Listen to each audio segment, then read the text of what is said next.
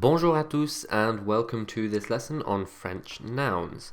Now before we even start to consider nouns in a foreign language, we of course need to know what nouns are in general. And we could look at a really long linguistic definition as to exactly what a noun is, but really that's not important. We don't need to go into that kind of detail when we're learning a language. All that we need to know is that good old definition that nouns are people, places, and things. That will get you by quite nicely. Personally, I would like to add things like emotions, ideas, and senses because even though they're not tangible, they too are nouns. But I think the idea of people, places, and things gets the point across quite nicely, and the idea of nouns is not one that is that difficult to grasp. Now, that's kind of it as far as English is concerned. You learn to add an S to make things plural, learn a few exceptions to that rule, and you're pretty much done. French nouns, though, have a little bit more to them, because most of them have a gender, either masculine or feminine.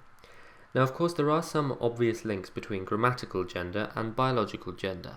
So, for example, the words father, brother, and boy are masculine, and as you might expect, mother, sister, and girl are feminine. But it really is just an arbitrary classification. We could have called them black and white nouns, left and right nouns, 1 and 0 nouns. Any binary system would have done. It just so happens that we chose masculine and feminine. So just because the word for table in French is feminine, that doesn't mean that all tables are women, and because wall is masculine, that all walls are male. It really is just a binary system that is quite natural and easy to understand. Now, unfortunately, the gender of a noun does have to be learnt by heart. You can never be 100% sure without checking with a native speaker or a dictionary. However, there are some clues in spelling. So, for example, nouns ending with ment, age, isme, and er are usually masculine. And similarly, nouns ending with ton, sion, ure, e with an acute accent e, and te with an acute accent are usually feminine. But in most cases, there are exceptions, and sometimes quite a few exceptions. You'll notice next to the tion, sion rule, I've put that there are no exceptions. That is true, but that is one of very few rules with no exceptions.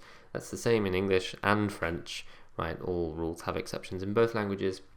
That one is, however, very, very, very reliable and very useful to know. However, I find it's just a good idea, rather than thinking too much about spelling, to learn the gender as you go. Every time you learn a new word, make sure you find out what the gender is that goes with it.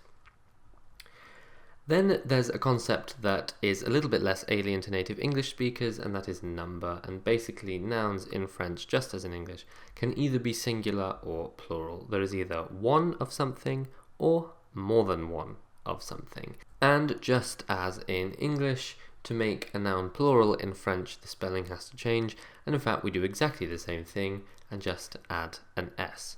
At least in the majority of cases, as we said before. In English there are exceptions, and in French, of course, there are exceptions. So for example, words ending with al rather than adding an S become aux.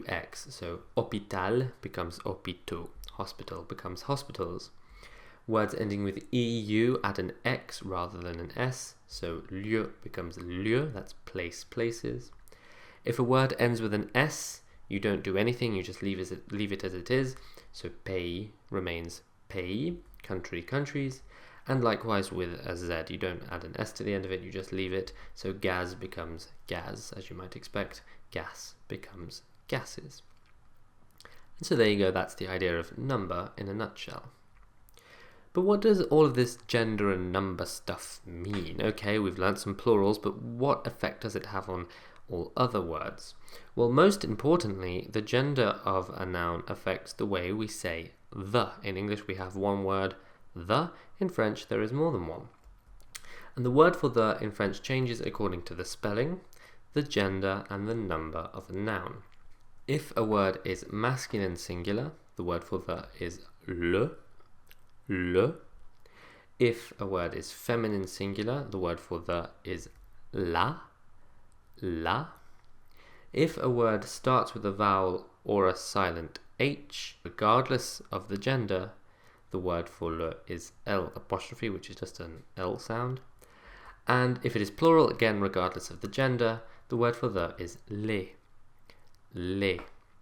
Okay? So let's have a look at some examples. The word chien means dog. Livre means book. Pays means country.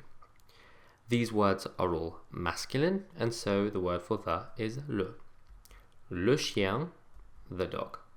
Le livre, the book. And le pays, the country. On the other hand, the words fille, meaning girl, femme, woman, and maison, house, are all feminine. And so the word for the for these is la. La fille, the girl, la femme, the woman, and la maison, the house. Then we have idée, meaning idea, œuf, meaning egg, and homme, meaning man. Now, idée is feminine, and œuf and homme are masculine, but it doesn't matter, because all of these words start either with a vowel, or, in the case of homme, an H, which is silent anyway, so essentially this word starts with the vowel o. And so the word for the for all of these is contracted to L apostrophe. So l'idée, the idea, l'œuf, the egg, l'homme, the man. And then finally we have plural nouns. So again, chien is dog, fille is girl, and homme is man. If we want to make these plural, the word for the will be les. Les chiens, the dogs, les filles, the girls, les hommes, the men. Now notice that the S that we've put on the end of each of these words to make them plural, as we've already seen, is silent. Les chiens, les filles, les hommes. And so the only way that we know that these words are plural is the use of the word les. So this is clearly very, very important. Then the other word that is affected by the gender and number of a noun is the indefinite article. That's a posh way of saying the word a. And in fact I said it's affected by the gender and the number, whereas in fact it's actually just the gender, because if you have a thing, there's only one, right? You can't have plural a. That's just not the same word. Okay, so masculine singular words use un, and feminine singular words use une. So some of the kind of thing that we saw before: chien, dog; livre, book; pays, country; un chien, a dog; un livre, a book; un pays, a country. Similarly, fille, girl; femme, woman; maison, house; une fille, a girl; une femme, a woman; une maison, a house.